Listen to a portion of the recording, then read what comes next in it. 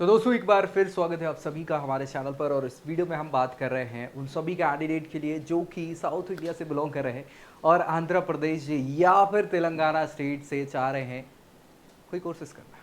CUT के basis पे बहुत सारे ऑप्शंस अवेलेबल हैं, लेकिन मैं आपको बता दूं कि तेलंगाना स्टेट भी आंध्रा से ही अलग हुई थी 2014 में। तो उसके बाद एक कॉमन यूनिवर्सिटी बनाई गई थी दोनों के लिए, सेंट्रल यूनिवर्सिटी, जो कि central university of Andhra Pradesh के नाम से जानी जाती है। 2018 में पार्लियामेंट के एक्ट के द्वारा इसको स्टैब्लिश किया गया था। बहुत सारी वैरायटी ऑफ कोर्सेज ये प्रोवाइड करा रहे हैं यूजी पीजी पीएचडी लेवल की।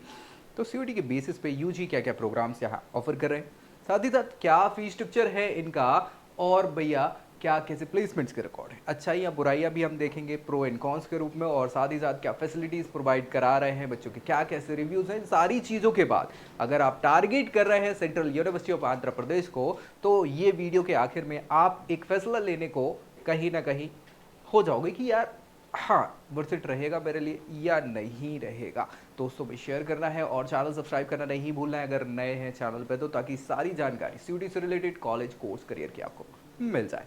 और अगर आप चाहते हैं आपकी पर्सनल प्रोफाइल पे क्या बेस्ट होगा आपके लिए ये हम बताएं, तो नीचे प्रोफाइल एनालिसिस फॉर्म भी मिल जाएगा जिसको फिल करके जानकारी आप ले सकते हैं। तो चलिए स्टार्ट करेंगे। Central university of Andhra Pradesh, जी हाँ, अनंतनगर में फिलहाल सिचुएटेड हो गई है। विद्या ददाती विनयम, बिल्कुल विद्या विनय देती है। और ये इनका भव्य कैंपस है जो बहुत ही शानदार आपको देखने को मिल जाएगा। ये सारी तो पंचायत जो है वो मैं बता चुका हूँ आपको कि पहले क्या थी कि एक आंध्र प्रदेश स्टेट हुआ करती थी, फिर उसके बाद तेलंगाना स्टेट जो है वो अलग हो गई 2014 में। तो 10 सालों के लिए इनको ऑफिशियली सारी चीज़ें शेयर करने की बात हुई थी कि कैपिटल भी शेयर करेंगे और सारी चीज़ें होंगी। तो अब वो समय निकल चुका है ना, और अब सारी चीज़ें अलग अलग हो गई।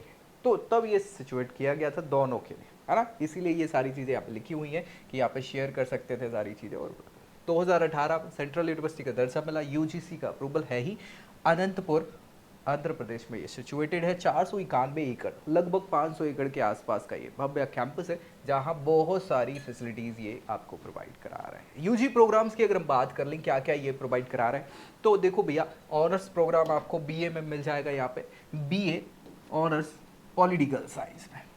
इसके अलावा बीएससी ऑनर्स प्रोग्राम इकोनॉमिक्स में मिल जाएगा। वोकेशनल कोर्स आपको टीटीएम, इसको बीबीए के रूप में हाँ रिनेम कर दिया गया है, वोकेशनल आरएमआईटी, जो कि बीएससी आरएमआईटी के रूप में आपको प्रोवाइड करा गया है। बीकॉम ऑनर्स का एक प्रोग्राम ये कंडक्ट करा रहे हैं, बीए ऑनर्स इंग्लिश में, बीएससी ऑनर्स साइकोलॉजी में, और बीएससी कंप्यूटर साइंस और आर्टिफिशियल इंटेलिजेंस। ये सारे के सारे प्रोग्राम आपको ऑफर सीयूटी के बेसिस पे ये कर रहे हैं। इन सभी के लिए मैं आपको बता दूं, आपको 12th क्लास मिनिमम पास करनी होगी 50% के क्राइटेरिया से, और अगर रिजर्वेशन कैटेगरी में आप आते हैं तो 5% का रिलैक्सेशन आपको देखने को मिल जाएगा, है कि नहीं। बहुत बढ़िया। इसके बाद अगर हम बात कर लें इनके आगे फीस स्ट्रक्चर की, एलिजिबिलिटी की, तो ये आप देख लो। देखो यार, मास्टर डिग्री वगैरह जो है ये पीएचडी कोर्सेज के लिए है, ठीक है, तो परेशान नहीं होना है।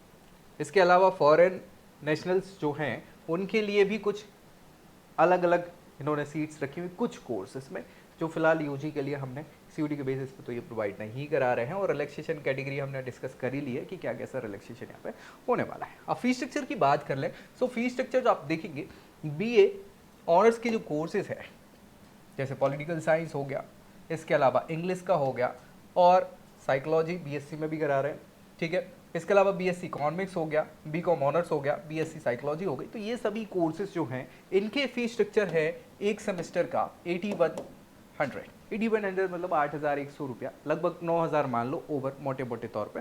तो अब ये जो ऑनर्स प्रोग्राम है ये 4 ईयर के प्रोग्राम है ना, तो 8 सेमेस्टर के ये प्रोग्राम्स होने वाले हैं। और 8 सेमेस्टर मतलब हाँ इसके हिसाब से 9-8 देख लीजिएगा आपको, है ना, 70-72-75 हज़ार करीब कुछ फीस स्ट्रक्चर आपका ऑल टोटल इन कोर्सेज का होगा, ऑल टोटल। फिर बात करें बीबीए की, तो ये बिजनेस एडमिनिस्ट्रेशन का प्रोग्राम है, और ये थोड़ा सा एक अच्छा प्रोग्राम मान लिया जाता है क्योंकि इसमें आपकी अपॉर्चुनिटीज ज़्यादा है। तो फीस स्ट्रक्चर भी ज़्यादा है यहाँ पे, 17,445 रुपये, मतलब मोटे तौर पे अगर माने 18,000 रुपये, और अच्छे से माने तो 20,000 रुपये करीब एक सेमेस्टर का फीस यहाँ पे होगा। और ये जो प्रोग्राम है आपका 3 और 4 ईयर का हो सकता है। वैसे तो सिंपल प्रोग्राम है, 3 साल का, तो इंटू आपको देख लेना है ना, 1,20,000 करीब खर्चा आ जाएगा।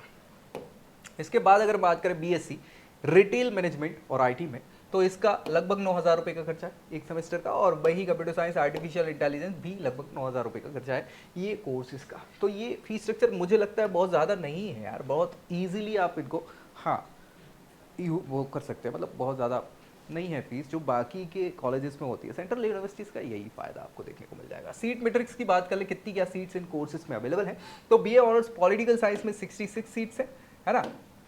इसके अलावा ऑनर्स बीएससी ऑनर्स इकोनॉमिक्स में भी 66 सीटें हैं। वोकेशनल कोर्स जो है बीबीए वाला वो 66 सीट्स उसमें भी हैं। आरएमआईटी में बीएससी कोर्स जो है वो आपका रिटेल मैनेजमेंट है ना, और आईटी जो कि 34 सीटें यहाँ पे हो जाती है। 66 सीट्स जो हैं बीकॉम ऑनर्स के लिए हैं। इंग्लिश के लिए 34 सीटें हैं बीए ऑनर्स। बीएससी साइकोलॉजी में भी 34 सीटें हैं, और इसके अलावा अगर आप कंप्यूटर साइंस और आर्टिफिशियल इंटेलिजेंस से बीएससी कर रहे हैं ऑनर्स तो इसके लिए भी 34 सीटें हैं। तो ये आपका थोड़ा सा कॉम्पिटिशन टफ होने वाला है, क्योंकि बहुत ज़्यादा सीट्स यहाँ अवेलेबल है नहीं इन कोर्सेज में, और बच्चे बहुत ज़्यादा आपको यहाँ देखने को मिल जाने वाले हैं। कट ऑफ्स की अगर हम बात कर ले तो 2023 में जो कट ऑफ रहा है इन कोर्सेज के लिए बहुत ज़्यादा कट ऑफ नहीं रहा था, लेकिन 2024 में थोड़ा सा इससे ज़्यादा रहा है ना। तो देख लीजिए ये कट ऑफ है आपका, बहुत ज़्यादा कट ऑफ है नहीं। एक बार स्क्रीनशॉट अगर आप चाहें तो ले सकते हैं, है ना। इधर से नंबर दिख जाएंगे और इधर पूरे कोर्सेज हो जाएंगे, बहुत बढ़िया।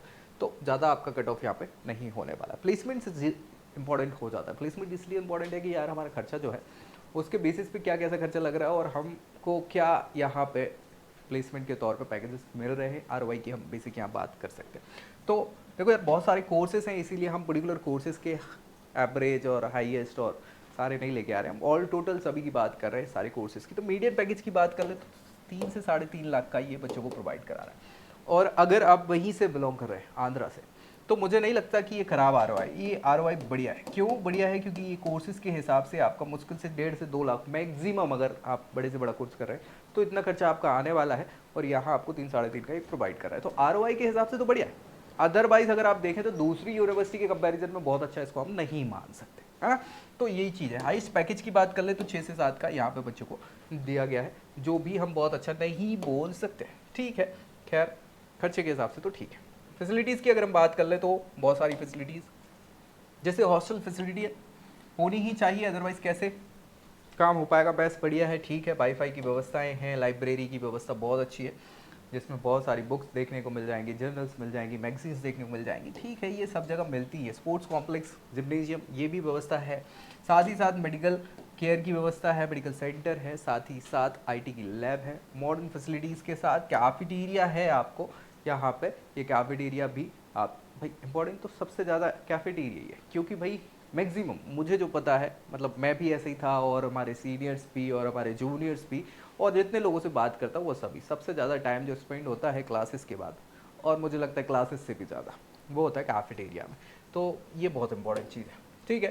ये फैसिलिटीज़ अवेलेबल है, और बढ़िया फैसिलिटीज़ जो होनी ही चाहिए, इनके बिना काम चल नहीं सकता। प्रोज एंड कॉन्स में देखें तो modern campus with great facility, ऐसा इन्होंने लिखा हुआ। ऑब्वियस सी बात है 2018 में सिचुएटेड हुआ है, स्टैब्लिश हुआ है, तो उस समय तक के हिसाब से, और वैसे भी आंध्रा या तेलंगाना तो है इस मॉडर्न इंफ्रास्ट्रक्चर में बहुत तेज़ी से विकसित है, और डिजिटल लाइफ के लिए तो बहुत तेज़ी से जाना जाता है। तो ये व्यवस्थाएं हैं। सपोर्टिव और कोऑपरेटिव फैकल्टीज़ हैं जो भैया कहीं ना कहीं कोऑपरेट करती हैं आप, ठीक है। रिसर्च फैसिलिटीज़ के हिसाब से ज़रूर कोर्सेज नहीं है, लेकिन ठीक है।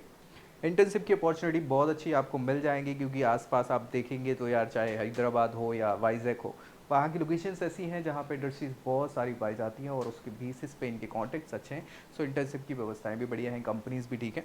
बस इनके प्लेसमेंट थोड़े बढ़ाने चाहिए इनको। अफोर्डेबल ट्यूशन फ़ी है, हॉस्टल फ़ी भी ठीक ठाक है। तो ये चीज़ें आपकी अच्छाइयाँ हैं, प्रोज है। लेकिन कुछ कमियों की बात कर लें तो प्लेसमेंट्स अपॉर्चुनिटी, जो मैं कई बार आपको बता चुका हूँ इस वीडियो में ही, थोड़ी और बढ़ाई जा सकती है यार, क्योंकि इतना बढ़िया इंडस्ट्रियल हब है, साथ ही साथ कनेक्शंस आपके कंपनीज के साथ हैं, तो इनको थोड़ा सा और अच्छा किया जा सकता है। हॉस्टल फूड जो है, अब देखो यार नॉर्थ इंडिया के अगर कोई बच्चे जाते हैं तो उनके लिए तो समस्या है ना। साउथ वाले बच्चे भी अब थोड़ा सा बाइजग ऐसा पड़ जाता है, या बात कर ले हम आंध्रा की, अनंतपुर की भी बात कर लें, तो दोनों के बीच में ही पड़ जाता है ना। साउथ प्रॉपर है तो साउथ में ही, लेकिन वो शुरुआती साउथ।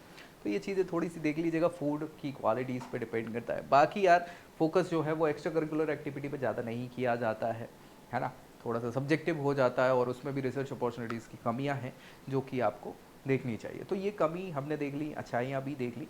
ये सारी चीज़ों के बाद आपको, मुझे नहीं लगता कि किसी भी प्रकार का एक फैसला लेने में अब दिक्कत होने वाली है। अगर central university of Andhra Pradesh को टारगेट आप कर रहे हैं, इनके कोर्सेज को कर रहे हैं, तो क्या ये वर्थ इट होंगे आपके लिए या नहीं, ये सारी चीज़ें हमने बहुत अच्छे से डिस्कस कर ली हैं।